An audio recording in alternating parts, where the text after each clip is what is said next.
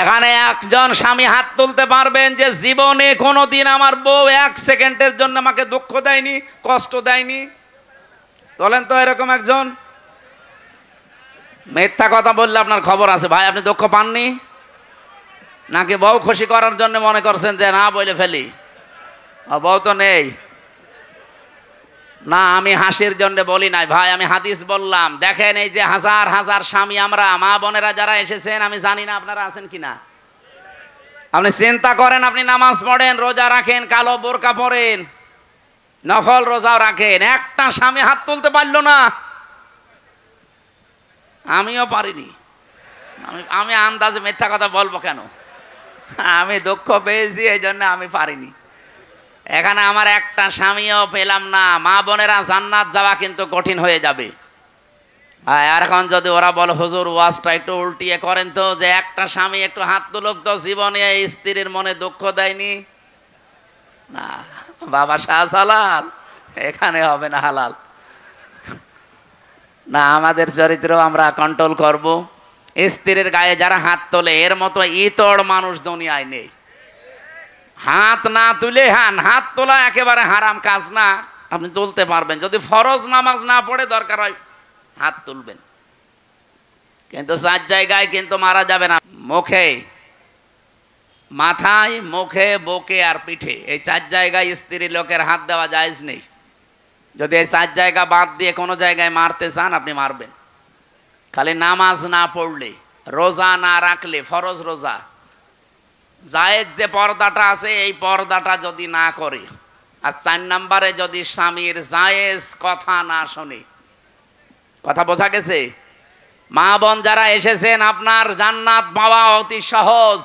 স্বামী যখন বাইরে থেকে আসবে কর্মজীবন শেষ করে, দুনিয়ায় যত কাজ আপনার হাতে থাক সব বাদ। এখন তারে সময় দেওয়া, তার কথা মতো চলা, এখন তাকে খুশি করা পৃথিবীর সবচাইতে বড় ইবাদত। শুধু যদি ফরজ নামাজটা আর ফরজ রোজা না হয়।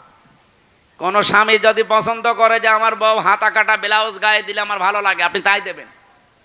কি কথা বলছেন না কেন? ওরা গায়ে দেয় কিন্তু স্বামীর জন্য না, ওই মার্কেটে যাওয়ার সময়। যে মহিলা এরকম উল্টাপাল্টা পোশাক পরে রাস্তাঘাটে আসে, কি স্বামীকে খুশি করার জন্য না পাবলিক?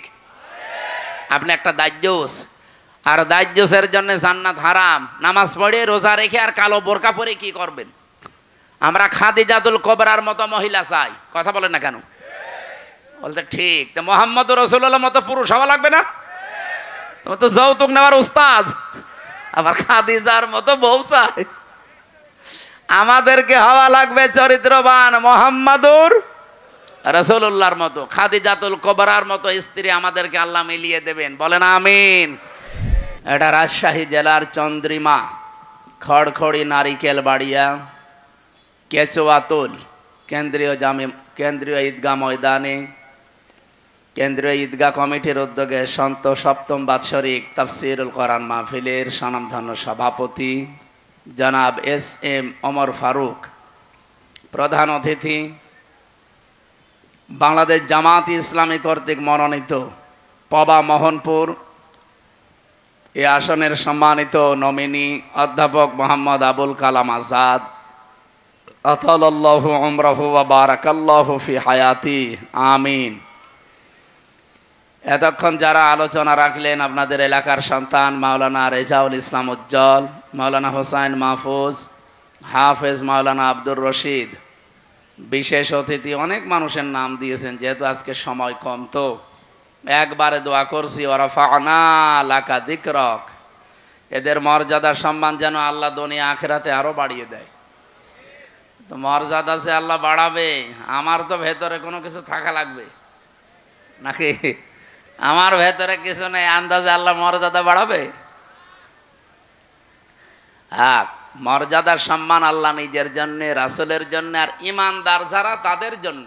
আলিল্লাহিল ইজ্জাতু ওয়া লিরাসূলিহি ওয়া লিল মুমিনিনা ওয়ালাকিন্নাল মুনাফিকিনা লা ইয়ালামুন। ইজ্জত, সম্মান, মর্যাদা আমি আল্লাহ এটা রেখেছি, নির্ধারিত করে দিয়েছে আমার নিজের জন্যে, আমার রাসূলুল্লাহর জন্যে। আর 2 নম্বরে, 3 নম্বরে যারা পৃথিবীতে ঈমান আনে তাদের জন্যে। সুতরাং যাদের ঈমান আছে এদের মর্যাদা যেন আল্লাহ আরো বাড়িয়ে দেয়। ঈমানে যাদের ভেজাল আছে এটা যেন ভেজাল মুক্ত হয়। ভেজাল ঈমানদার দেশে নেই, আছে। এখন অনেক মানুষ কিন্তু ধরা পড়ে যাবে, যেহেতু আমরা সম্মান কামনা করেছি শুধু দুনিয়া না, উভয় জগতে। ইমানদারদের ভেতরে আমরা এমনও ইমানদার আছি শুধু এই জগৎ বিশ্বাস করি, আর একটা যে জগৎ আছে ওটার বিশ্বাস আমাদের অনেকের নেই। তা আমি উভয় জগতের সম্মান কামনা করি, তো দোয়া কবুল হবে না? দোয়া কবুল হওয়ার জন্য সিস্টেম লাগে। এই জন্য যারা উভয় জগতে বিশ্বাসী এইরকম মানুষ যারা এখানে এসেছেন, আল্লাহ পাক দুনিয়া আখেরাত মিলে তাদের মর্যাদা সম্মান আমরা চাই যেন আরো বেড়ে যায়। এই কথা বলা যাবে না ভাই। যে আয়াত দিয়ে সম্মানের কথা জানালাম, এই আয়াতটা পরিচিত না অনেকের? সূরা আলাম নাসরার ভেতরে আছে 4 নাম্বার আয়াত, আরফা'না লাকা যিকরাক। যদিও এই লাকা দিয়ে বিশ্বনবী মুহাম্মদুর রাসূলুল্লাহকে আল্লাহ উদ্দেশ্য করে জানিয়েছেন, হে নবী আমি কি আপনার নামকে সম্মান মর্যাদাকে উপরে তুলি নাই? কত উপরে তুলেছি, আমার নাম যেখানে সেখানে আপনার নাম আমি লিখে দিয়েছি। আমাদের আদি পিতা হযরত আদম আলাইহিস সালাম আপনারা জানেন এই পৃথিবীতে 350 বছর পর্যন্ত তিনি কেঁদেছিলেন, তো মাপ পাননি। তিনি যখন 350 বছর পরে বললেন আল্লাহ মুহাম্মদুর রাসূলুল্লাহর ওসিলায় আমাকে মাফ করে দাও, আল্লাহ মাফ করে দিয়েছিলেন। কিন্তু প্রশ্ন করেছিলেন যে এই নাম তুমি জানলে কি করে, কোথায় পেয়েছো এই নাম? হযরত আদম বলেছিলেন আল্লাহ যেদিন জান্নাত থেকে তুমি আমাকে বের করে দাও, আমি জান্নাত থেকে বিদায় নেওয়ার সময় জান্নাতের মেন গেটের ওপরে তোমার নামের পরে এই নামটা লেখা ছিল, আমি দেখেছিলাম, লা ইলাহা ইল্লাল্লাহু মুহাম্মাদুর রাসূলুল্লাহ। আমি মনে করলাম যে এই নামটা দামি নাম হবে, অবশ্যই তোমার নিকটবর্তী কেউ হবে, নয়তো তোমার নামের পাশে এই নামটা থাকতো না। আল্লাহ ওই দিন তার মর্যাদা জানিয়েছিলেন যে এটা তোমারই সন্তান হবে, এটা পৃথিবীর শ্রেষ্ঠ মানুষদের একজন। বাদ জাকুম মিনাল্লাহি নূরু ওয়া কিতাবুম মুবিন। এই আয়াত দিয়ে অনেক মানুষ দলিল দিতে চায় নবীজি নূরের তৈরি ছিল এই দিকে। এখান থেকে কয়েকটা শিক্ষা আমরা বের করতে পারি। বলেন তো আল্লাহ জিজ্ঞাসা করার জবাব দিলেন কি, যে এই লোকটার ওসিলা দিয়ে যে তুমি মাপ চাইলে, এই লোকটাকে তুমি এখনো জানো না, লোকটা তোমার সন্তান, এ দুনিয়াতে তোমার পরে যাবে। কি বুঝলেন এখান থেকে?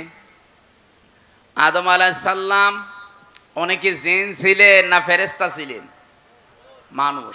বলেন না কেন, আরো জোরে বলেন। আর মানুষ আল্লাহকে দিয়ে বানিয়েছে এটা আমরা সবাই জানি। কোরআনে কারিমে আল্লাহ বহুবার এ তথ্য দিয়েছেন, ইন্নী খালিকুম বাশারাম মিন তিন, অবশ্যই আমি মানুষ বানিয়েছি মাটি থেকে। সুতরাং সরাসরি আমরা আয়াত থেকে যেটা সূরা সুয়াদের ভেতরে পাবেন, 23 নাম্বার পারা 16 নাম্বার পৃষ্ঠা 5 নাম্বার লাইনে আছে, 71 নাম্বার আয়াত সম্ভবত।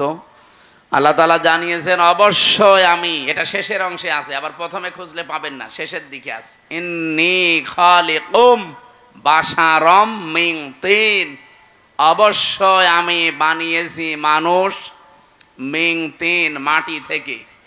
এখানে যেহেতু আদম আলাইহিস সালাম উদ্দেশ্য, এই জন্য পৃথিবীতে একটা মানুষকে আল্লাহ শুধু বানিয়েছেন মাটি দিয়ে, আমাদের আদি পিতা যিনি। তাছাড়া দুনিয়ায় আর কাউকে আল্লাহ সরাসরি মাটি দিয়ে বানাননি, বানিয়েছেন মাটির নির্যাস দিয়ে। আর মাটি বানিয়েছেন কমপক্ষে 10টা জিনিস দিয়ে। আপনি মাটি গবেষণা হয় যেখানে সেখানে মাটি নিয়ে যাবেন, দেখবেন 10টা জিনিস ওরা বের করে দেবে।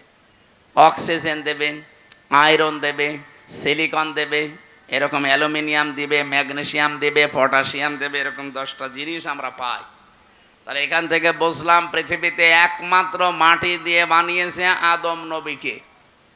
আমাদের এই জন্যে আদি পিতা বা একেবারে প্রথম বাবার নাম জিজ্ঞাসা করলে কি বলা হয়? এ পর্যন্ত বুঝেছেন কিনা বলেন? আমাদের আদি পিতা প্রথম বাবার নাম কি? বলেন বলেন।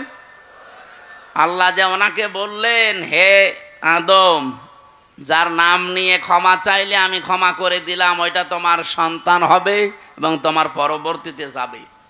আমার প্রশ্ন হচ্ছে, বাবা যদি মাটির তৈরি হয়, ছেলে হবে আগুনের। কমন সেন্স কি বলে আপনার? কুল ইন্নামা আনা বাশারুম মিসলুকুম, হে নবী আপনি বলেন আমি তোমাদের মতোই মানুষ। ইউহা ইলাইয়া, পার্থক্য এতটুকু, আমার প্রতি ওহী আসে, তোমাদের প্রতি আসে না, এতটুকু আছে। কিন্তু আমার বাবা যেহেতু আদম, বাবা যদি মাটির হয়, ছেলে কোনোদিন আগুনের হয় না, তাহলে তো সিস্টেম পাল্টিয়ে যায়।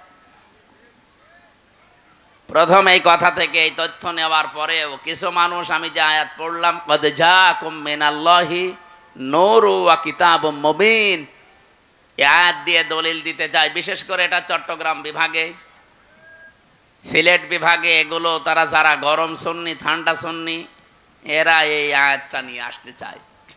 আপনি যদি একটু কোরআন শরীফ বুঝে পড়েন, চিন্তা ভাবনা নিয়ে পড়েন, তাহলে এই প্রশ্নের উত্তর কিন্তু এই আয়াতে আছে। আল্লাহ বলেন, অবশ্যই আমার পক্ষ থেকে তোমাদের কাছে এসেছে একটা নূর, স্পষ্ট কিতাব। আল্লাহ শব্দ দিলেন দুইটা, অর্থ দিলেন একটা। অবশ্যই আমার পক্ষ থেকে তোমাদের কাছে একটা কিতাব এসেছে স্পষ্ট। এটা নূর নাম দিলেন, নূর দেওয়ার পরে তিনি ব্যাখ্যা করলেন যে নূরটা হচ্ছে স্পষ্ট। এখন আমরা এখানে তাফসীর করতে গিয়ে অনেকেই হয়তো ভুল করি, অথবা জেনে শুনে কোনো দিকে ডাইভার্ট হয়ে যায়, নিজেদের বিভিন্ন জিনিসকে এর উপরে চাপিয়ে দেওয়ার জন্য। বলা হয় যে এখানে নূর মানে মুহাম্মাদুর রাসূলুল্লাহ, আর কিতাবুম মুবিন মানে কোরআন শরীফ। না, এই জিনিস দুইটাই এক, তার প্রমাণ পরের আয়াতে আল্লাহ নিজে দিয়েছেন। এটা সূরা মায়েদার 15 নম্বর আয়াত, এর পরের আয়াতে দেখেন দুইটা জিনিস এসে এক, তার প্রমাণ আল্লাহ দিচ্ছেন। এদিকে তাকান, আল্লাহ পাক বলেন, ইয়াহদি বিহিল্লাহ, এইটার দ্বারাই আমি হেদায়েত করি, পথ দেখাই। যেহেতু আল্লাহ এখানে ইয়াহদি বিহি, এই শব্দটা আল্লাহ বহু বচন দেননি, দ্বিবচন দেননি, এক বচন দিয়েছেন। মুফাসসিরিন ইকরাম, আমি যত তাফসীর পড়েছি, সব মুফাসসির এই বিহি দিয়ে ওই আগের দুইটা নাম একটা জিনিস এইটাই বুঝিয়েছেন। আল্লাহ বলেন, আমার পক্ষ থেকে অবশ্যই তোমাদের কাছে নূর যাবে, স্পষ্ট কিতাব যাবে। তাহলে নূরও যা, স্পষ্ট কিতাবও তা, তার নাম কোরআন শরীফ। তার নাম কি? বলেন বলেন। এতটুকু শেষ করেননি আল্লাহ, এ পর্যন্ত বললে আমাদের বিভ্রান্ত হওয়ার সম্ভাবনা থাকতো। এই জন্য আল্লাহ ব্যাখ্যা করছেন, ইয়াহদি বিহিল্লাহ। এখানে ফাইল কর্তা সরাসরি আল্লাহ নিজে। আল্লাহ বলেন, আমি এইটার দ্বারাই হেদায়েত করি। আর আমরা সবাই জানি পৃথিবীতে হেদায়েত দেওয়ার একচ্ছত্র মালিকানা কোরআনের। না মানে আল্লাহর মানে কি? আল্লাহর কথাই তো কোরআন। এই পৃথিবীতে কোরআনকে আল্লাহ হেদায়েত দেওয়ার মতো ক্ষমতা দিয়েছেন, তাছাড়া আর কাউকে দেয়নি। এমনকি নবীজির হাতে আল্লাহ হেদায়েত ছেড়ে দেয়নি। যদি থাকতো নবী নিজের চাচাকে দিত। শুধুমাত্র হেদায়েত দেওয়ার ক্ষমতা আছে কার? আরে কোরআন শরীফ কার? এই জন্য যালিকাল কিতাবু লা রাইবা ফিহি, এই যে কিতাবের আগে আলিফ লাম দিয়ে আল্লাহ নির্দিষ্ট করে দিয়েছেন, একটাই মাত্র কিতাব দুনিয়ায় পাঠালাম যেটা মানুষকে হেদায়েত দিতে পারে। এবার আসেন আমরা মূল কথায় যাইতে চাই। যেহেতু পৃথিবীর একখানা কিতাব আছে মানুষকে হেদায়েত দিতে পারে, আর কেউ পারে না, সেই হিসাবে আল্লাহ কিতাবের নাম এখানে নূর বলার পরে আবার উল্লেখ করেছেন, ওয়া কিতাবুম মুবিন। ওই নূরটাই হচ্ছে স্পষ্ট কিতাব। পরা কোরআন শরীফে তাফসিরে এটা হচ্ছে মাযহারির ভেতরে আছে 55টা নাম পাবেন আপনি কোরআনের। 55টার ভেতরে 5 নাম্বার নাম আপনি এইটা পাবেন। আমি 55টায় নাম পড়ে দেখেছিলাম, কোরআনের নাম হচ্ছে আল কোরআন। আল ফুরকান, আল কিতাব, আন নূর, আত তানজিল, এভাবে একটা একটা করে আপনি নাম পাবেন 55টা। যেহেতু কোরআনের নাম আমার আল্লাহ নিজে নূর দিয়েছেন, আর এই কোরআনের বরকত অথবা এই কোরআনের পরিস্থিতি আমাদের কাছে আরো স্পষ্ট করার জন্য পরবর্তী শব্দে আল্লাহ কিতাব মুবিন লাগিয়েছেন। আমাদের এই রাজশাহী, খুলনা, রংপুর এই সমস্ত বিভাগে যেহেতু সমস্যা একটু কম এই শব্দ নিয়ে, তারপরেও স্পষ্ট করছি নবীজি নূরের তৈরি বললে তার সম্মান বাড়ে না, আরো কমে যায়। বাবা সেইটার আপনি সন্তানকে ওইটা বলে চালাবেন। বিশ্বনবী মোহাম্মদ রাসূলুল্লাহ, এখান থেকে আপনি প্রমাণ আজকে পেলেন। ইয়াহদি বিহিল্লাহ, এই বিহি এক বচন, এজন্য পৃথিবীতে কোরআন শরীফ হচ্ছে নূর, আর মোহাম্মদ রাসূলুল্লাহকে আল্লাহ নূর দিয়ে বানিয়েছেন। এই আয়াত দিয়ে দলিল দিয়ে আপনি একটা পাগল। তাহলে বিহি আল্লাহ দিত না, বিহি মা দিত, যে নবীজি এবং কোরআন শরীফ এই দুইটা দিয়ে আমি হেদায়েত দান করি। তাহলে বিহি মা দিল না কেন? আমি আলেমদেরকে বলছি যারা একটু লেখাপড়া করেন, এই আয়াতটা নিয়ে বাড়ি যারা চিন্তা ভাবনা করবেন। আমার তো মাথা ছোট, ভুল হতে পারে। যাদের মাথা বড় বড় আছে, এ বড় মাথায় আরো সে, এই যে এক হুজুর বসে আছে না, কি যেন গোলাম রব্বানি, কি মাথা দেখেছেন? আমার মনে হয় দুই মাথা মিলে ওনার মতো হবে না। তো ওনার মতো বড় বড় মাথা যাদের, তারা যেন আরো একটু চিন্তা ভাবনা করে। বিহি আর বিহিমা, ইহদি বিহিল্লাহ মানিত্তাবা রিদওয়ানাহু সুবুলাস সালামি ওয়া ইখরিজুহুম মিনাজ যুলুমাতি ইলান নূর। আল্লাহ পাক বলেন এইটার দ্বারা আমি হেদায়েত করি। এইটা মানে এখানে এক বচন কোরআন। মানিত্তাবা, যে ব্যক্তি অনুসরণ করবে কোরআনকে, রিদওয়ানাহু, এবং তার সন্তুষ্টি চাইবে, তার মানে আল্লাহর। সবুলাস সালাম, সবুল বহুবচন, সালাম আল্লাহ পাক তার নিজের নামটা এখানে দিলেন। পৃথিবীতে যত শান্তির পথ আছে সব আমার আল্লাহ কোরআনে দিয়েছেন। এই শান্তির পথ আমার আল্লাহ তাকে নসিব করবেন যদি এটার অনুসরণ করা হয়। ইখরিজুহুম, তিনি বের করবেন তোমাদেরকে। ইখরিজুহুম দিয়েছেন, তিনি বের করবেন তোমাদেরকে, মিনাজ যুলুমাতি ইলান নূর, অন্ধকার থেকে আলোর দিকে। আর সেটা দিয়ে তিনি বের করবেন, তার নাম যেহেতু নূর, আমরা বলি কোরআন। নাম কি? আমার মনে হয় এই প্রশ্নের উত্তর আর দেওয়ার দরকার নেই, আপনি স্পষ্ট হয়ে গেছেন। যে কথা বলতে চাই এখান থেকে, মুহাম্মদুর রাসূলুল্লাহর নাম নিয়ে হযরতে আদম নবী একদিন দুই দিন না 300 বছর কন্দন করেও মাপ পাননি। শেষে এই নামটার কারণে আল্লাহ মাফ করে দিয়েছিলেন। এই জন্যে সম্মান মর্যাদা দুনিয়াতে আল্লাহ যত বেশি এই পৃথিবীতে দিয়েছেন, একেবারে সে আরশের মেন দরজা থেকে শুরু করে, জান্নাতের মেন গেট থেকে শুরু করে, তামাম পৃথিবীতে যেখানে আল্লাহর নাম সেখানেই রসুলের নাম। কি আপনি দেখেন বাংলাদেশে প্রায় 1110 কিলোমিটার পথ, টেকনাফের একেবারে শেষ গ্রাম থেকে পঞ্চগড়ের তেতুলিয়ার ওই বাংলা বান্দা পর্যন্ত সব মিলিয়ে আপনি হিসাব করে দেখবেন 1110 কিলোমিটার। কত? 1110 কিলোমিটারের ভেতরে শুধু বাংলাদেশের এরিয়ায় আমি হিসাব করে দেখেছি কম পক্ষে 13 মিনিট 4 সেকেন্ড একাধারে আজান হয়। আমার একটু কষ্ট হয়ে যাচ্ছে।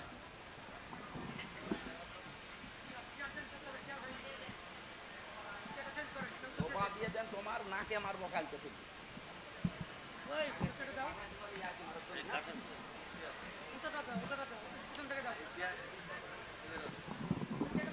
ছাতা তো উল্টো পাল্টা লাগে,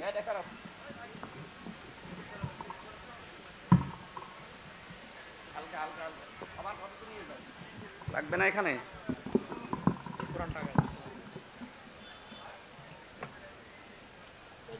এখন চা খাবে তখন মানুষ, চা লাগবে না, নিয়ে যান।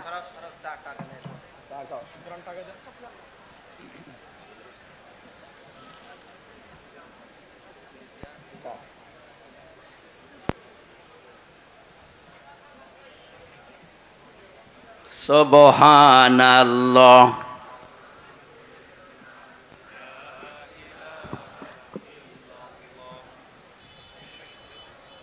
দেবেন কি কিছু আছে?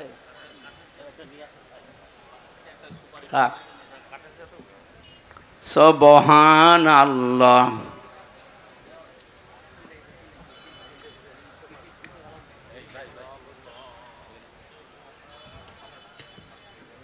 আরে না লাগবে না, বসো।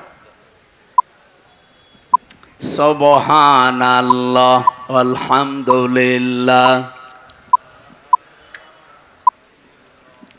এই আমি জিকির করতে দিয়েছি, কি করেন কি আপনি? সুবহানাল্লাহ আলহামদুলিল্লাহ লা ইলাহা ইল্লাল্লাহ।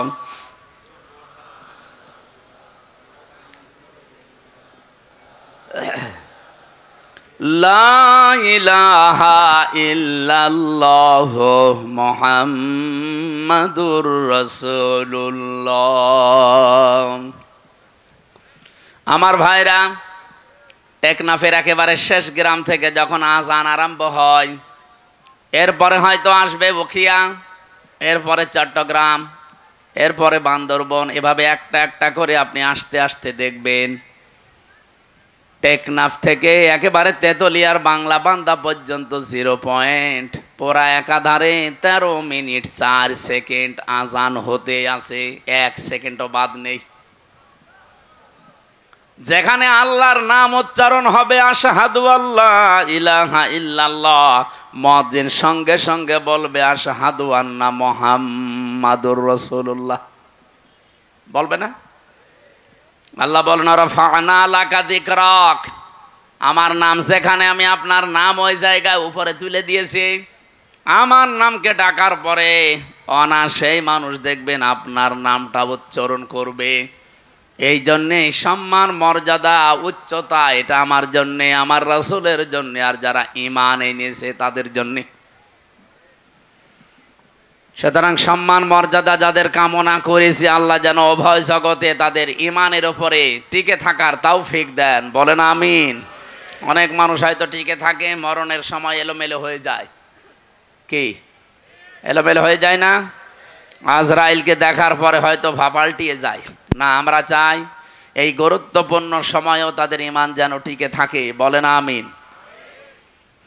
দল মত জাতি বর্ণ ধর্ম নির্বিশেষে আজকের এই অনুষ্ঠান, এটা কি শুধু মুসলমানদের না?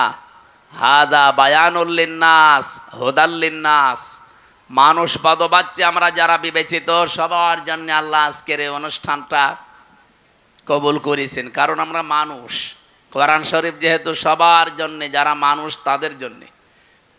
শুধু মুসলমান যারা দাবি করে কোরআন কি শুধু তাদের? অন্যান্য ধর্মে যারা আছে তারা হয়তো তাদের ধর্মীয় গ্রন্থ, পুরোহিত, ঠাকুর এবং তাদের ধর্মগুরু যারা, তারা খাড়া কেউ পড়তে পারে না। কোরআন শরীফ আল্লাহ ওইভাবে দেয়নি।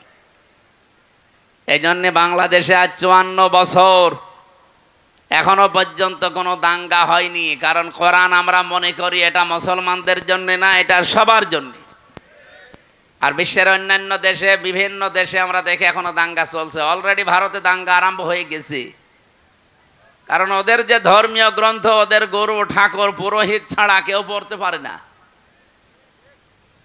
ওরা আমাদেরকে সবক দেয়, সারা বিশ্বের মোড়লদেরকে শোনায় যে আমাদের দেশে নাকি সাম্প্রদায়িক সম্প্রীতি নেই। এই পৃথিবীতে একটাই দেশ যেখানে রোজা আর পূজা পাশাপাশি হয়। এক কথা বলে না কেন? এই পৃথিবীর 4-6 জন মানুষের নাম আছে নিকৃষ্ট মানুষের তালিকায়, তার ভেতরে এই মোদির নাম আছে। কারণ এই লোকটা পৃথিবীতে নিকৃষ্ট হওয়ার পেছনে কিছু কারণ আছে।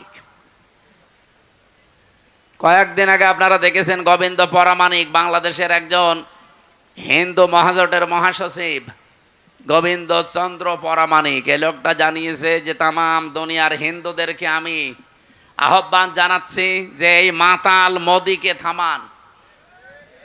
কারণ একটা মাতাল, এই মাতালি করে যা আরম্ভ করেছে, কিছুদিন পরে পৃথিবীতে বসবাসের অযোগ্য হয়ে পড়বে। আপনি কি মনে করছেন দাঙ্গা শুধু ভারতে থাকবে? এ বাতাস বাংলাদেশে ঢুকলো বলি। কারণ বাতাস ঢুকতে তো আর কোনো কিছু বাধা প্রাপ্ত হয় না, ও কাঁটা তার পার হয়ে চলে আসবে। এই জন্য আমরা চাচ্ছি এই মাতার লোকটা যেন থেমে যায়। যদি থামতে না চায়, ওকে থামানোর ব্যবস্থা করা দরকার।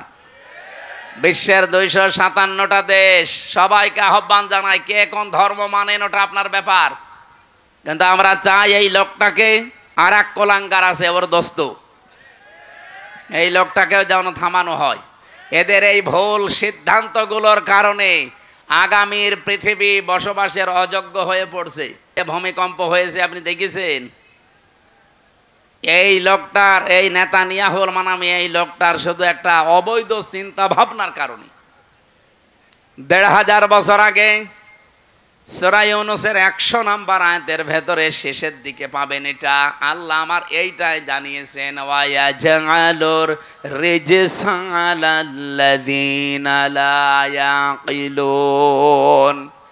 এই পৃথিবীতে কেউ যদি ভুল সিদ্ধান্ত নেয়, কেউ যদি তার বিবেকটা কাজে না লাগায়, তাহলে ভুল সিদ্ধান্ত আল্লাহ তার উপরে চাপিয়ে দেয়।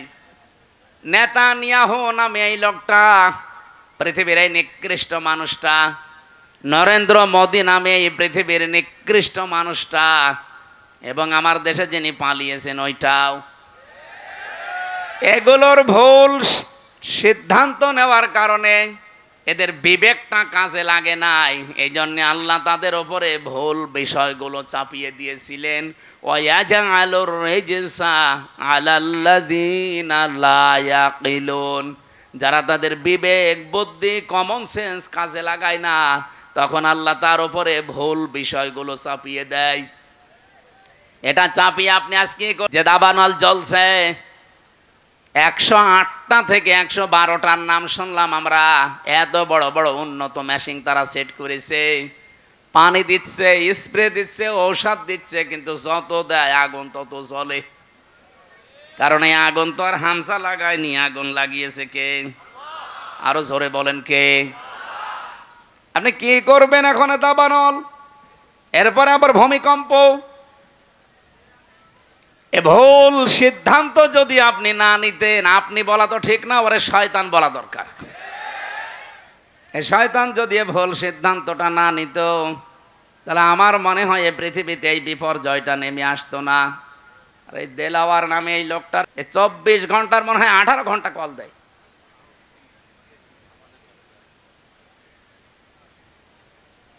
কোনো কমন সেন্স না আছে কি আল্লাহ জানে। ও যেন মরে যায় আজকে। কি বলবো বলেন তো? একটা লোক যদি 520 বার কল দেয়, তাও একদিনে, আমি কি মানুষ না? আমার বউ পর্যন্ত বিরক্ত এই লোকটার উপরে। কি গো, এর কি কোনো কাজ কর্ম নেই? আমি ওর বাড়ি কুমিল্লা, আমি ওই লাইনে আগে যাই, ওরে আমি 2 হাত দিয়ে চড়াবো শয়তান। সময় সুযোগ মতো দেবে না, কাজ নেই কাম নেই, যখন তখন আন্দাজে খালি দিতে আছে। আর মেসেজ লেখে, খুব জরুরি কথা আছে হুজুর, ধরে কি কেমন আছেন, একটা কথা হলো। শয়তানের, আমার মনে হয় যে ওরে এখনই চড় দে।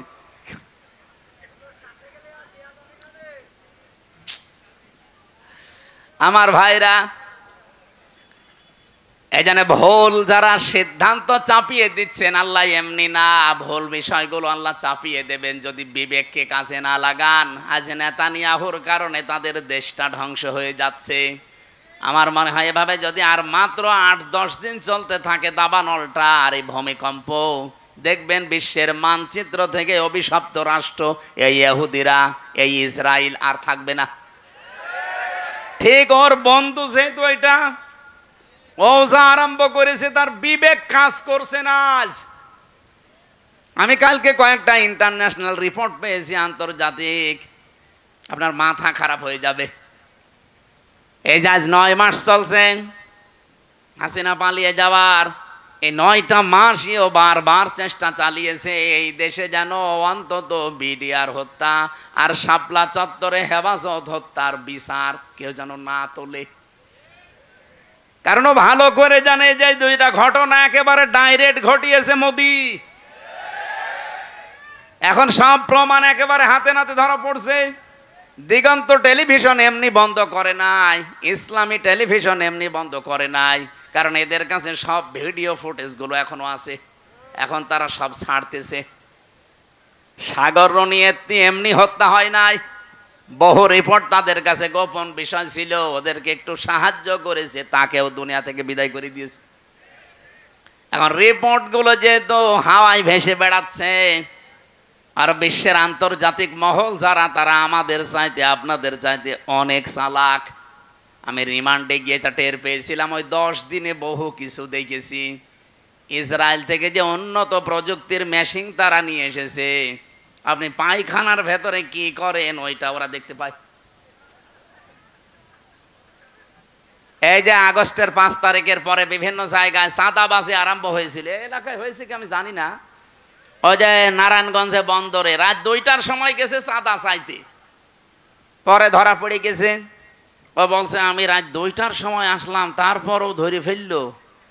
আরে ভাই, রাত 2টা, আপনি বাড়ির ভেতরে বসে বসে কি চিন্তা ভাবনা করছেন, কোন দিকে তাকিয়ে আছেন, ওরা ওই বসে বসে ডিবি অফিসে দেখতে পায়।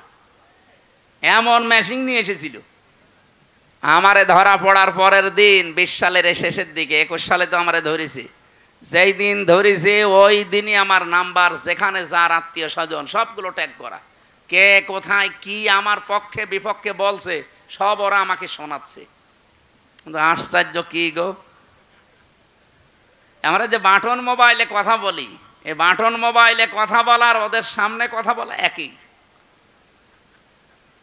আপনারা যারা বলেন সতর্ক থাকবেন, এমন কোনো কথা বলবেন না শেষে ওই যে টাকলা মোরাদের মতো যদি 6 মিনিট একটু ফাঁস হয়ে যায় না, আপনার বাবা শাহজালাল সব হালাল হয়ে যাবে।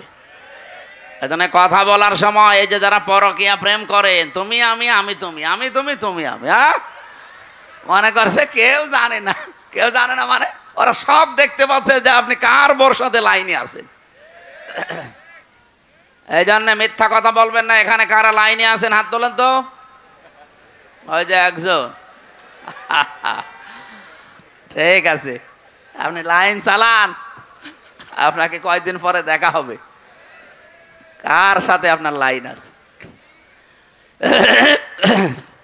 হোয়াটসঅ্যাপ অনেকে বলে এটা নিরাপদ, কে বলেছে আপনাকে? হোয়াটসঅ্যাপে কথা বললে ওরা দেখতে পাচ্ছে। এ বাংলাদেশের নিরাপদ হওয়ার মতো কোনো এখন অ্যাপস আর নেই। সে যেইটাই বলেন, মেসেঞ্জার বলেন, ইমো তো আরো ঘরের ভেতরে। ওই ইমোতে কথা বলা আর ওদের সামনে বসে বসে বলা একই। হোয়াটসঅ্যাপটা এটা সবাইকে ওরা ট্যাগ করে না, যাদের টার্গেট করে তাদের। এই যে এই ভুল সিদ্ধান্ত নেওয়ার কারণে বিবেকটা কাজে লাগছে না, এই কারণে আজকে যে বিপর্যয় নেমে আসবে, এই দাঙ্গা তৈরি হওয়ার কারণে শুধু কি মুসলমান মরবে, হিন্দু মরবে না?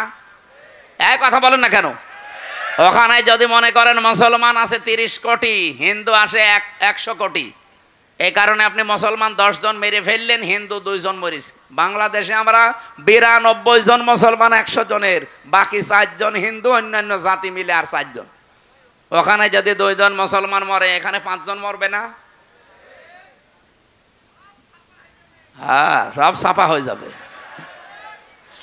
এই জন্যই তো আমরা জানাচ্ছি যে এই মাতালটাকে থামান। এই মাতালের মাতলামি করার কারণে পৃথিবীর ক্ষতি হয়ে যাচ্ছে। আগামীতে আমার মনে হয় এ পৃথিবী বসবাসের অযোগ্য হয়ে যাবে। বসবাস যে করবেন সেরকম পরিস্থিতি আর পাবেন না। ওই চাচা এরশাদ মরার আগে যা বলেছিল ওইটা দেখতে পাবেন, যে ঘর থেকে বের হলে খুন আর ঘরে থাকলে গুম হয়ে যাবে।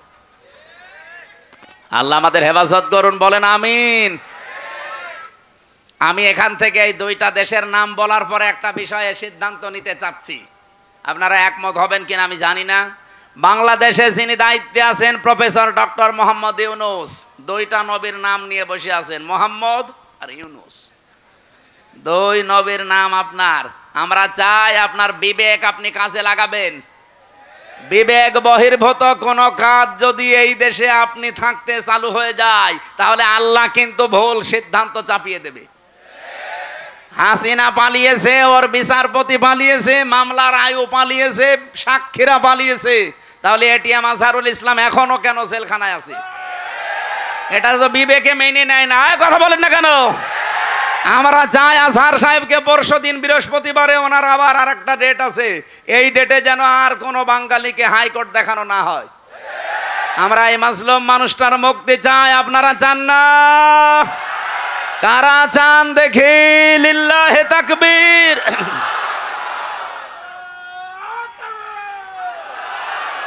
ঠিক আছে, কেউ 6 কিলোমিটার দূরে, কেউ 3.5 কিলোমিটার, কেউ 3 কিলোমিটার। ও কি দিয়ে দেখলো? আর এই বানোয়াট একটা বিষয়ের উপরে ওনাকে আপনি এতদিন 13 বছর রেখেছেন, এই তো একটা জুলুম। কথা বলেন না কেন? এরপরে যদি আবার জুলুম করা হয়, লোকটা নড়তে পারে না। আমি তো 3 বছর ছিলাম তার পাশে। ফাঁসির কন্ডেম সেলের ভেতরে এই একটা মানুষের খায়েশ পূরণ করার জন্য তাদের উপর অত্যাচার আমার উপরও করেছে 3 বছর।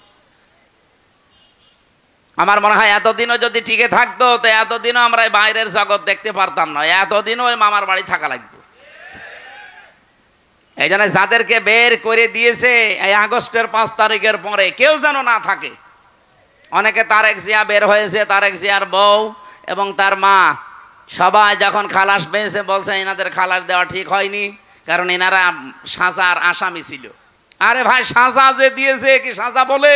এ তো সব বানানো। আর আমি নিজে যেহেতু ভিকটিম, আমি তো নিজে টের পেয়েছি। আমার উপরে যে মামলা ছিল পুরাটা বানোয়াট, মিথ্যা। এই জন্য 15.5 বছরে রাজনৈতিক যত মামলা হয়েছে সব মিথ্যার বানোয়াট। এদের মামলাও মিথ্যা, সাক্ষীও মিথ্যা। আমার 4 জন সাক্ষী কুষ্টিয়া থেকে নিয়ে গিয়েছিল, জীবনে তাদের আমি চিনি না। আমি এই আগস্টের 5 তারিখের পরে যেহেতু তারা ভয়ে ভয়ে আছে, একদিন যেয়ে বললাম, ভাই কি সত্যি করে বলেন? বলছে পুলিশ এসে একদিন রাতের বেলা আমাকে বলছে সাক্ষী যদি না দাও তোমার নামে মামলা দেব। এই হচ্ছে দেশের অবস্থা। এরকম মামলায় যদি আমি এখন শুধু জামিন না, আমি পুরা খারিজ হয়ে গেছে আমার মামলা। আমারটা যেমন আমি ন্যায় বিচার পেয়েছি, আমি চাই আজহার সাহেব ন্যায় বিচার পাবে বৃহস্পতিবারে। কেউ কোনো তালবাহানা করলে, বিবেক যদি আপনার কাজে না লাগে, এমন ভুল সিদ্ধান্ত চেপে বসবে না দেশের ওপরে, শেষে সামাল দিতে পারবেন না। কারণ দেওয়ালে পিঠ থেকে গেলে তখন আর দিকটা ঠিক থাকে না। কথা বলেন না কেন? কত মানুষ এখন খুশি আছে। আপনি কার খুশির জন্য এগুলো করছেন? অনেকে করছে, আমরা জানি।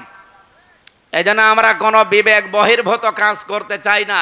আজকে ঢাকায় দেখলাম বিভিন্ন জায়গায় মেয়েরা সাইনবোর্ড নিয়ে দাঁড়িয়ে আছে, আমাদের যৌন অধিকার নিশ্চিত করতে হবে। এই যে নারী কমিশনে যারা আছে, এই মানুষগুলো একে একে মহিলা বলা যায়? আমার মনে হয় এ মহিলাও না, এ পুরুষও না, এ হিজড়া হবে। নাই তো এরকম কথা লেখে কি করি? 318 পৃষ্ঠা আমি পড়েছি ওদের ওই কমিশনের পুরা বইটা। সবগুলো ইসলাম বিরোধী এবং ইসলামের বিপক্ষে একেবারে ডাইরেক্ট অ্যাকশন নিয়েছে। তার ভেতরে অন্যতম স্বামী আর স্ত্রী। এরা যদি 2 জন সংসার করার, স্বামী বলে আমি এখন সংসার করতে চাই, স্ত্রী বলে যদি না আমার এখন মন নেই, এরপরও যদি স্বামী সংসার করে, স্ত্রী যদি মামলা দেয়, তাহলে ধর্ষণ মামলা হবে। আর ধর্ষণ মামলা হলে সাক্ষী লাগবে না। স্বামী স্ত্রীর ঘরের ব্যাপারটা কি সাক্ষী কেউ দেবে? সাক্ষী পাবেন কোথায়? হয় আপনি ইউটিউবারদের ওখানে সেট করে রাখবেন, কথা বলছে না। তার সাক্ষী আপনি পাবেন কোথায়? আর বিচারক যে রায় দেবে, ওকে আন্দাজে তো রায় দিতে পারবে না, সাক্ষী লাগবে না। আর ওই জিনিসকে দেখেছে কে সাক্ষী দিতে যাবে বলেন?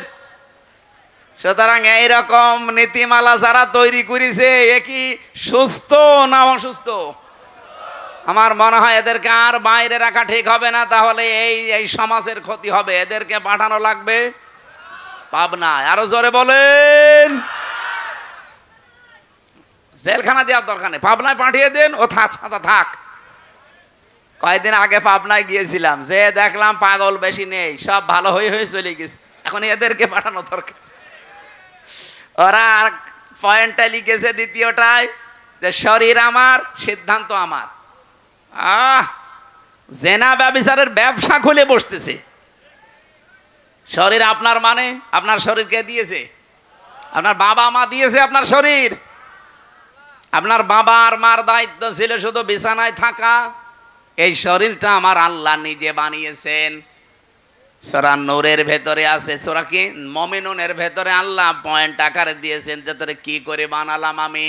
সুম্মা খালাকনান নুতফাতান আলাকাতান ফাখালাকনাল আলাকাতা মুদগাতান ফাখালাকনাল মুদগাতা ইযামা ইলা আখিরি আয়া।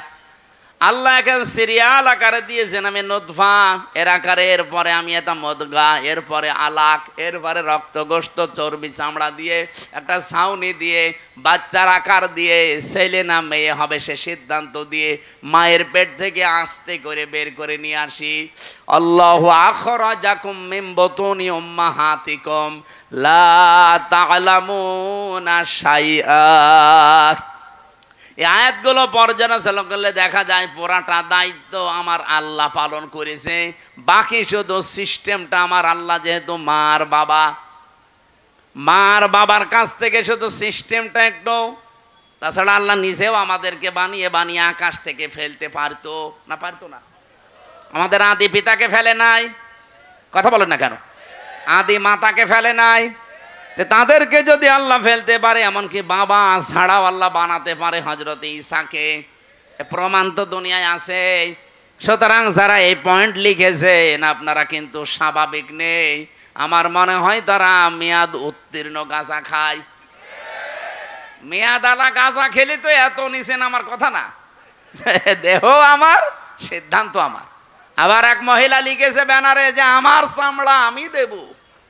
ওরে শয়তান, এগুলো কি মানুষের কাতারে পড়ে?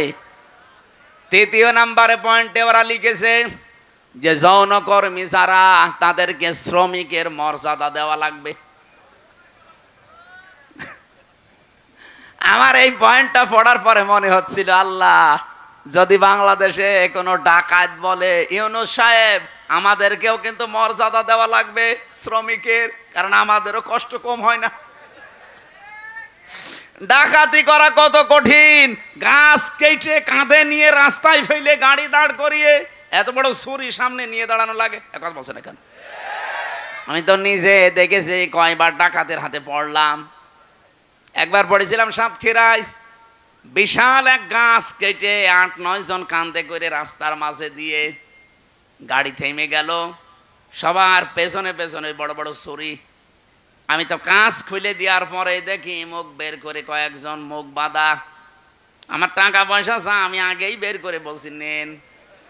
বলছো হুজুর আপনার টাকাও নেব, আল্লাহ মাফ করবে। আরে শয়তান, এত কষ্ট করছে আর বলছে আপনার টাকাও নেব, আল্লাহ মাফ করবে।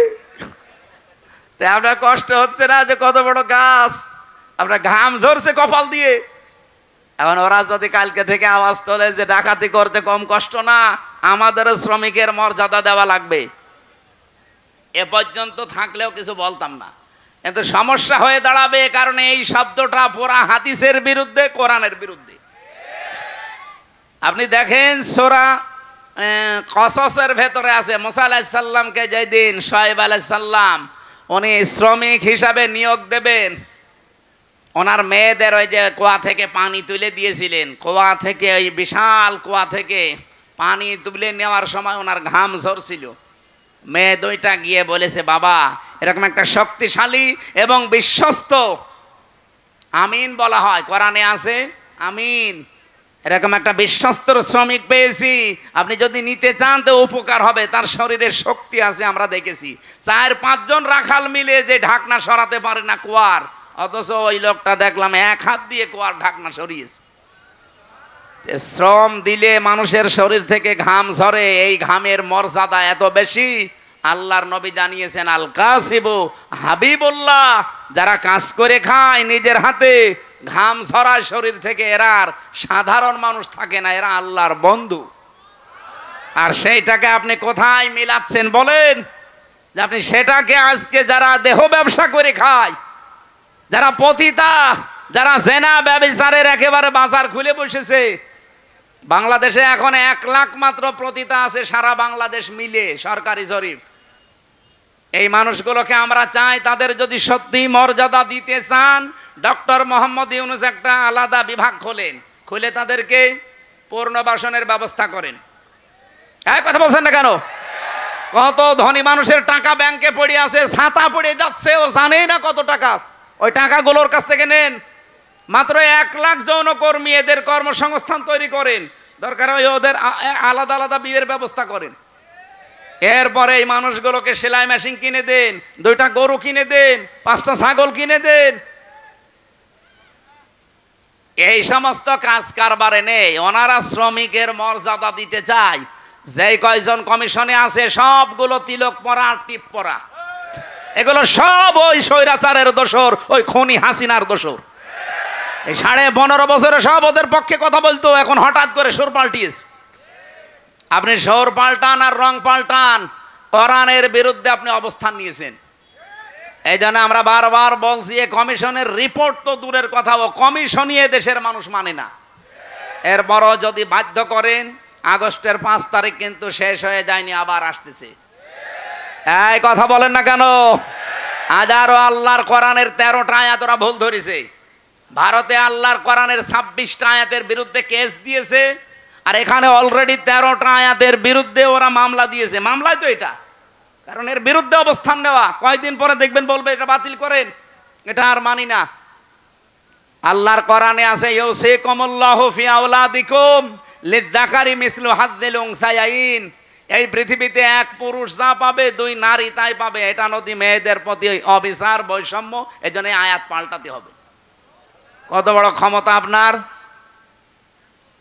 এজন্য ভুল বিবেক বহির্ভূত কোনো কাজ যদি কেউ করে ফেলেন, আল্লাহর কসম, আল্লাহ কিন্তু ভুল বিষয় চাপিয়ে দেবে। তখন এই যে দাবানল চলবে, তখন ভূমিকম্প আসবে।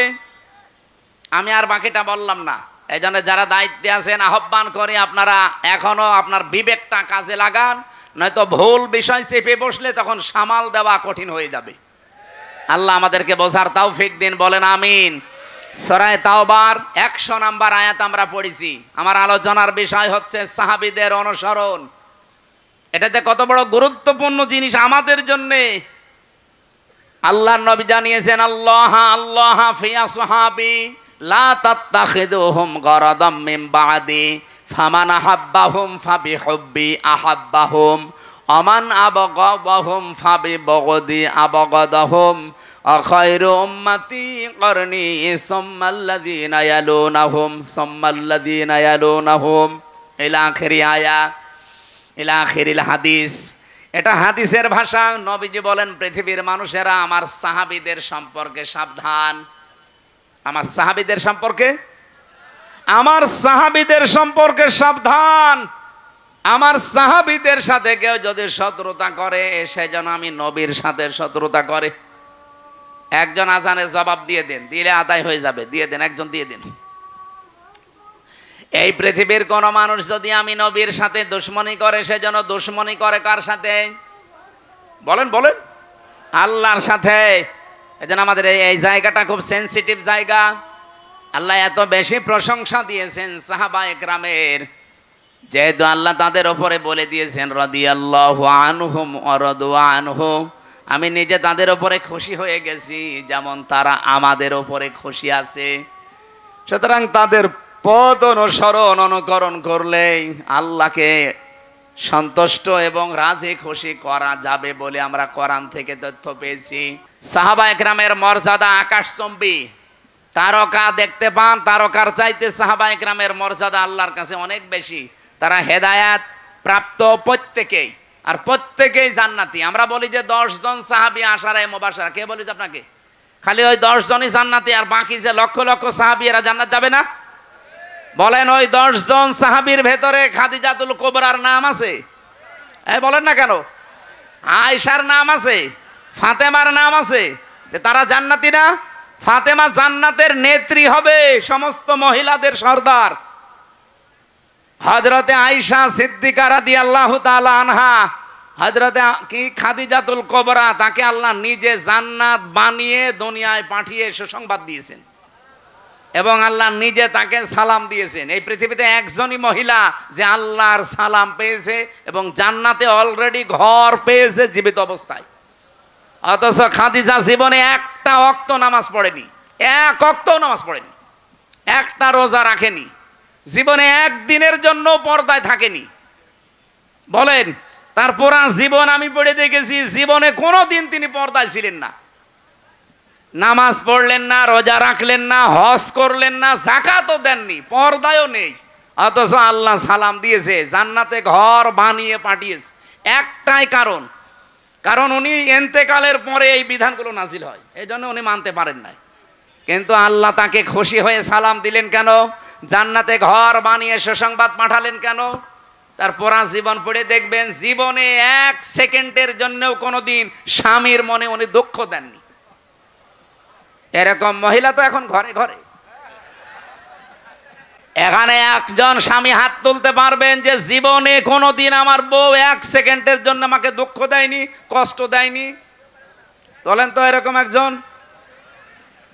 মিথ্যা কথা বললে আপনার খবর আছে ভাই। আপনি দুঃখ পাননি নাকি বউ খুশি করার জন্য মনে করছেন যে না বলে ফেলি? বউ তো নেই না, আমি হাসির জন্য বলি নাই ভাই, আমি হাদিস বললাম। দেখেন, এই যে হাজার হাজার স্বামী আমরা মা বোনেরা যারা এসেছেন, আমি জানি না আপনারা আছেন কিনা। আপনি চিন্তা করেন, আপনি নামাজ পড়েন, রোজা রাখেন, কালো বোরকা পরেন, নফল রোজাও রাখেন, একটা স্বামী হাত তুলতে পারলো না। আমিও পারিনি। আমি আন্দাজে মিথ্যা কথা বলবো কেন? আমি দুঃখ পেয়েছি, এই জন্য আমি পারিনি। এখানে আমার একটা স্বামীও পেলাম না। মা বোনেরা, জান্নাত যাওয়া কিন্তু কঠিন হয়ে যাবে। আর এখন যদি ওরা বলে হুজুর ওয়াজটা একটু উল্টিয়ে করেন তো, যে একটা স্বামী একটু হাত তুলুক তো, জীবনে স্ত্রীর মনে দুঃখ দেয়নি। না বাবা শাহজালাল, এখানে হবে না হালাল। না, আমাদের চরিত্র আমরা কন্ট্রোল করব। স্ত্রীর গায়ে যারা হাত তোলে, এর মতো ইতর মানুষ দুনিয়ায় নেই। হাত না তুলে, হাত তোলা একেবারে হারাম কাজ না। আপনি তুলতে পারবেন, যদি ফরজ নামাজ না পড়ে দরকার হয় হাত তুলবেন, কিন্তু 4 জায়গায় কিন্তু মারা যাবে না। মুখে, বুকে, পিঠে, মুখে, মাথায়, মুখে, বুকে আর পিঠে, এই 4 জায়গায় স্ত্রী লোকের হাত দেওয়া জায়েজ নেই। যদি এই 4 জায়গা বাদ দিয়ে কোনো জায়গায় মারতে চান, আপনি মারবেন। খালি নামাজ না পড়লে, রোজা না রাখলে, ফরজ রোজা, জায়েজ যে পর্দাটা আছে, এই পর্দাটা যদি না করে, আর 4 নম্বরে যদি স্বামীর জায়েজ কথা না শোনে। কথা বোঝা গেছে? মা বোন যারা এসেছেন, আপনার জান্নাত পাওয়া অতি সহজ। স্বামী যখন বাইরে থেকে আসবে কর্মজীবন শেষ করে, দুনিয়ায় যত কাজ আপনার হাতে থাক সব বাদ। এখন তারে সময় দেওয়া, তার কথা মতো চলা, এখন তাকে খুশি করা পৃথিবীর সবচাইতে বড় ইবাদত। শুধু যদি ফরজ নামাজটা আর ফরজ রোজা না হয়।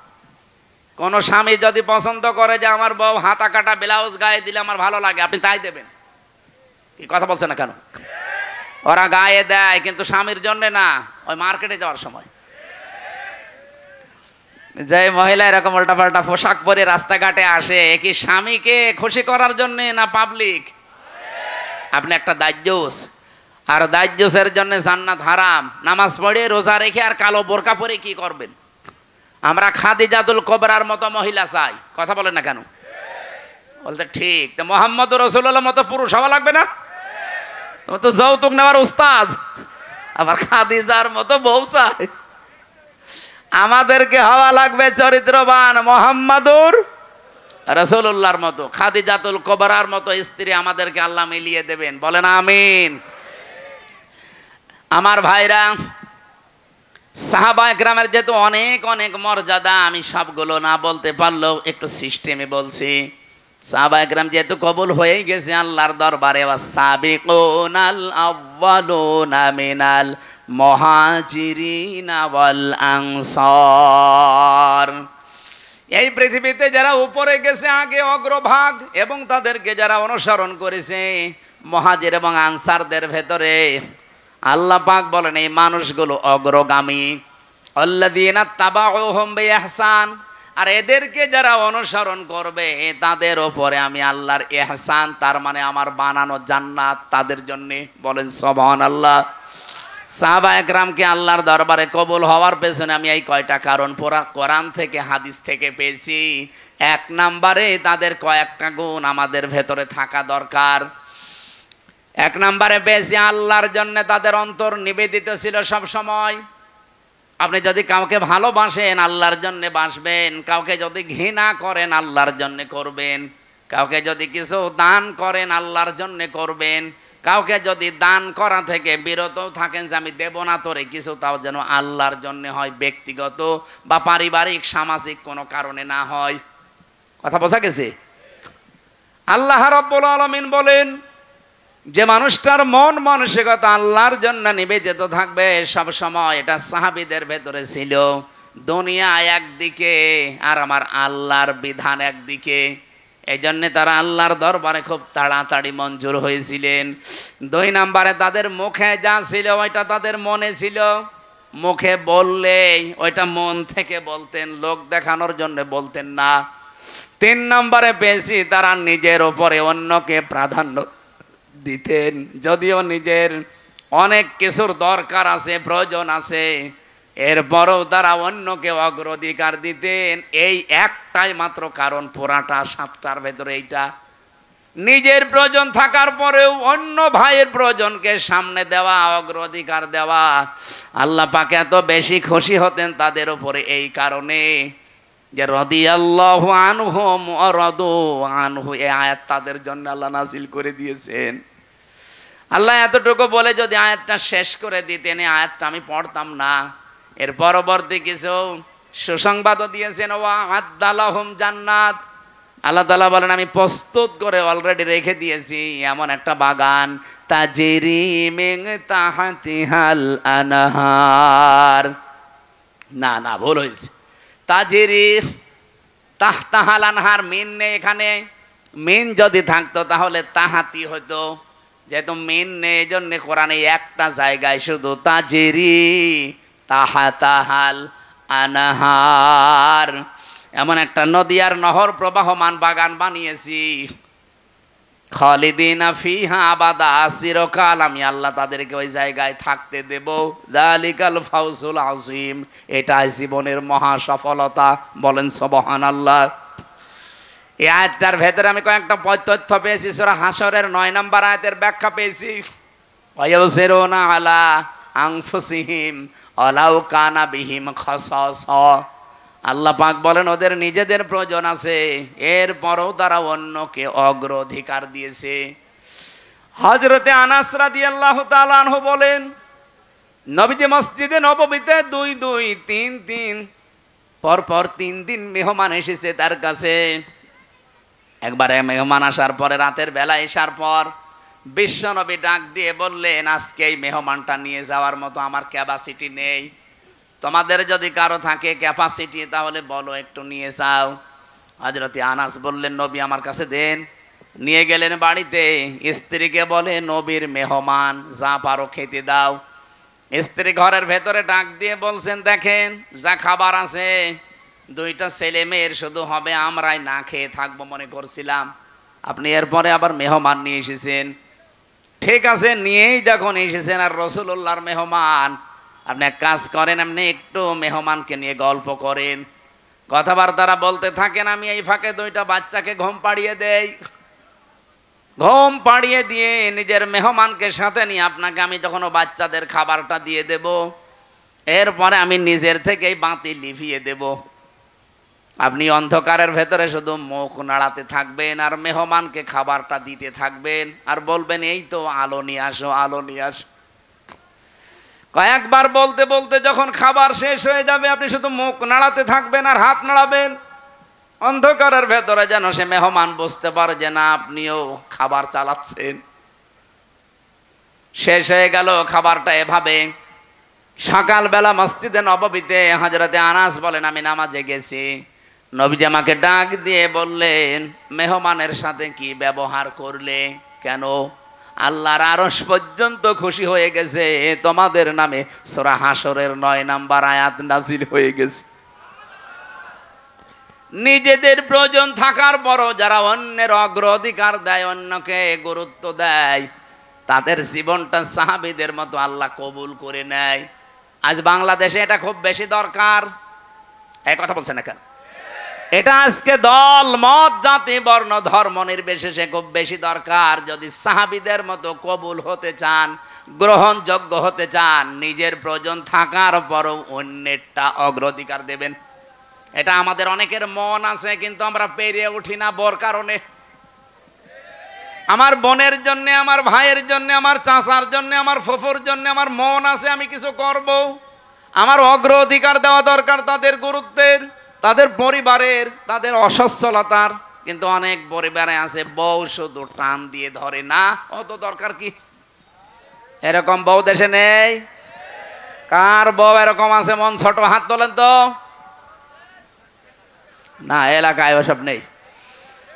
এরপরে সাহাবায়ে কেরাম কবুল হওয়ার পেছনে কারণ পেয়েছি 4 নাম্বার, তারা লোক দেখানো কোনো কাজ করতেন না। আল্লাহ পাক বলেন, আল্লাযীনা হুম ইউরাউনা ওয়া ইয়ামনাউনাল মাউন। আমরা যা করি, যতটুকু ছোট হোক আর বড় হোক, যেন আল্লাহর জন্য হয়। 5 নাম্বারে পেয়েছি তারা কাফেরদের প্রতি বড় কঠোর ছিলেন। এটা সূরা ফাতিহার 29 নাম্বার আয়াতে এই তথ্যটা পাবেন। মুহাম্মাদুর রাসূলুল্লাহ ওয়াল্লাযীনা মাআহু আশিদ্দাউ আলাল কুফফার। সাহাবায়ে কেরাম আল্লাহর দরবারে কবুল হয়েছিলেন, তার 5 নম্বরে কারণ ছিল তারা কাফেরদের প্রতি বড় কঠোর এবং ভয়ঙ্কর ছিলেন। আজ যারা কোরআনের বিরুদ্ধে 13 জায়গায় হাত দিয়ে কোরআন পাল্টাতে চায়, এরাও কাফের। বাংলাদেশে দলমত দেখা যাবে না, এই জায়গায় নবীর উম্মত এবং সাহাবীদের অনুসরণ করার ক্ষেত্রে কঠোর হওয়া লাগবে। আমরা কঠোর হতে রাজি আছি না? সামনে সব দলমত নির্বিশেষে কঠোর হয়ে যাবেন। এই আইন পাশ করা দূরের কথা, ওরা যেন ভয়ে কাঁপতে থাকে। আমরা তো আল্লাহর দরবারে সাহাবীদের মতো কবুল হতে চাই। আল্লাহ আমাদের তৌফিক দিন, আমিন। আরো জোরে বলেন। দুনিয়ায় সেই কয়দিন বেঁচে আছেন, আমি কালকে নাটোরে লালপুর না বাগাতে পড়াইছিলাম, ওখানে এই পয়েন্টটা বলেছিলাম, কেউ যদি জুলুম করে সামনে মনে করেন যে আমি অমুক জায়গায় পৌঁছাবো, জীবনও পারবেন না। সাদ্দাত যেমন পারে নাই, জুলুম করে জান্নাত বানিয়েছিল, জান্নাত ভোগ করতে পারে নাই, দেখতেও পারে নাই, এমনকি চৌকাঠে পা দেওয়ার আগেই তার মরণ হয়েছে। হাসিনাও জুলুম করে করেও টার্গেটে পৌঁছাতে চেয়েছিল 41 সাল, 41 সাল দিতে দেয়নি, 24 সালেই শেষ। এই জন্য আগামীতে যারা চেয়ারে বসবেন, যদি জুলুমের মাধ্যমে বা জুলুম করেন কারো সাথে, আল্লাহর কসম, ইত্তাকি দাওয়াতাল মাজলুম ফাইন্নাহা লাইসা বাইনাহু ওয়া বাইনাল্লাহি হিজাব। মজলুমের বরদোয়া থেকে বেঁচে থাকবা, কারণ মজলুমের বরদোয়া আর আল্লাহর মাঝে কোনো হিজাব পর্দা থাকে না। এজন্য আগামীতে আমি সতর্ক করছি, যারা আসবেন যেন জুলুম করবেন না। জুলুম করে যদি জনগণকে দাবিয়ে রেখে মনে করেন আমি অমুক টার্গেটে পৌঁছাবো, একেবারে 41 সাল, আপনার 5 বছর পরে দেখবেন বাড়ি ঘর শ্মশান হয়ে গেছে। কি শ্মশান হয়েছে এটা দেখানো লাগবে? 32 নাম্বারের দিকে তাকান, 33 হয়ে গেছে। ফেব্রুয়ারির 5 তারিখে আযাবুল বুলডোজার নাজিল হয়ে সব শেষ। আগামীতে যারাই আসতেছেন, কে আসবেন আমরা জানি না, আর আমার দেখারও দরকার নেই। যারা আসবেন আসেন, জুলুম করবেন না।